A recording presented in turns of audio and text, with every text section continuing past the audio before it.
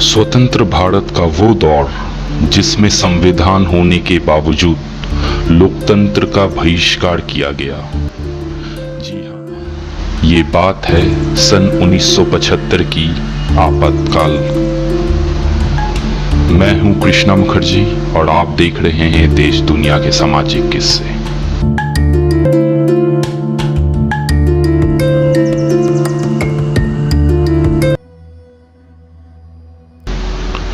इस आपातकाल की कहानी की शुरुआत होती है सन 1971 के लोकसभा के चुनाव से, जिसमें श्रीमती इंदिरा गांधी रायबरेली की सीट से चुनाव जीत हासिल कर उस समय के तत्कालीन प्रधानमंत्री के पद पे आसीन होती है।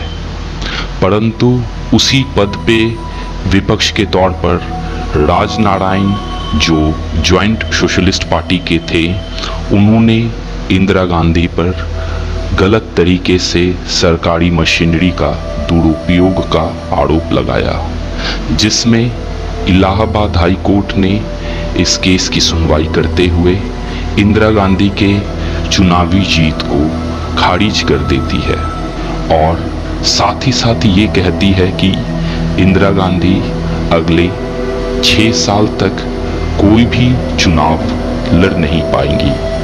इसको देखते हुए तत्कालीन सरकार के सामने बहुत बड़ी चुनौतियां आकर सामने खड़ी हो गई। इस फैसले का असर भारत के विभिन्न राज्यों में देखने को मिला, जिनमें से सबसे बड़े जन आंदोलन के नेता सामने बनकर उभरे श्री जयप्रकाश नारायण।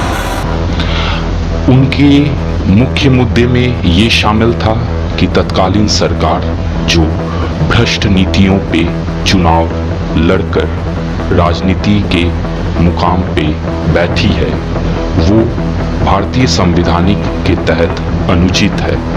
वहीं भारत के विभिन्न छोर पर अलग अलग और भी विभिन्न मुद्दे थे जो सरकार के विपक्ष में देखने को मिले।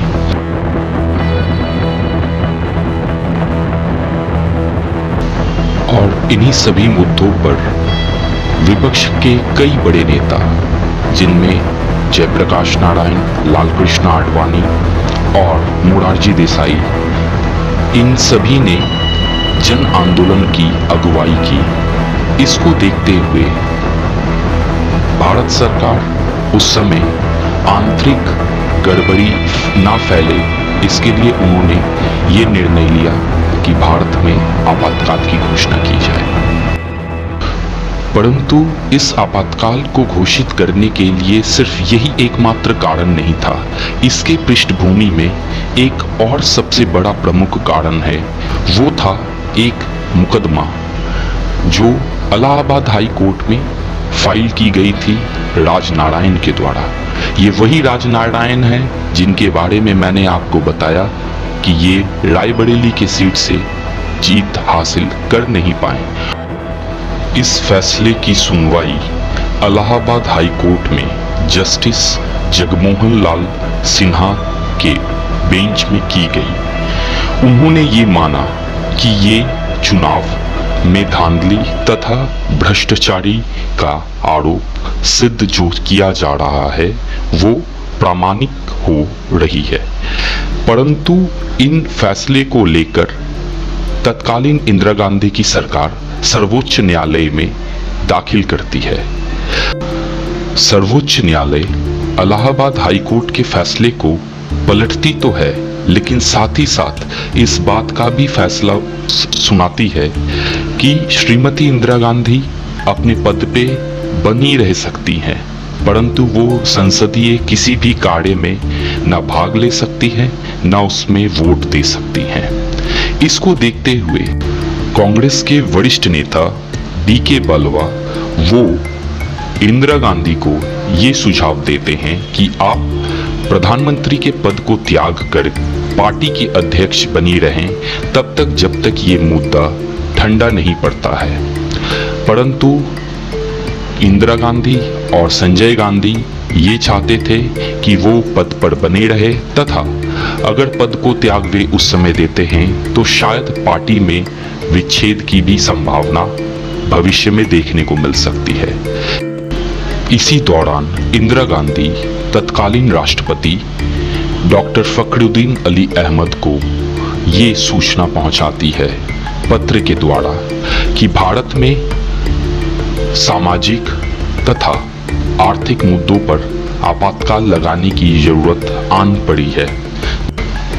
इसी उपरांत जब राष्ट्रपति फखरुद्दीन अली अहमद अपने सहमति को प्रदान कर देते हैं, सन 1975 25 जून से आपातकाल संपूर्ण भारत में लागू कर दी जाती है। इस आपातकाल को लगाने में इंदिरा गांधी के कैबिनेट के कई ऐसे मंत्री थे जो इसके सहमति में शामिल नहीं थे। उनमें एक इंद्र कुमार गुजराल थे जो तत्कालीन सूचना और प्रसार मंत्रालय के संभाल रहे थे। आपातकाल के इसी दौरान संजय गांधी जो सरकार में थे तो नहीं, परंतु अपने वर्चस्व के कारण उन्होंने कई ऐसे फैसले लिए जो समाज के हित के खिलाफ थे, जिस पर आपातकाल के बाद कोर्ट पर सुनवाई भी हुई। अंततः 2 साल उपरांत सन 1977 21 मार्च को आपातकाल खत्म कर दी जाती है, वैश्विक दबाव और अन्य कारणों से जो देश में सरकार के खिलाफ पनप रहे थे।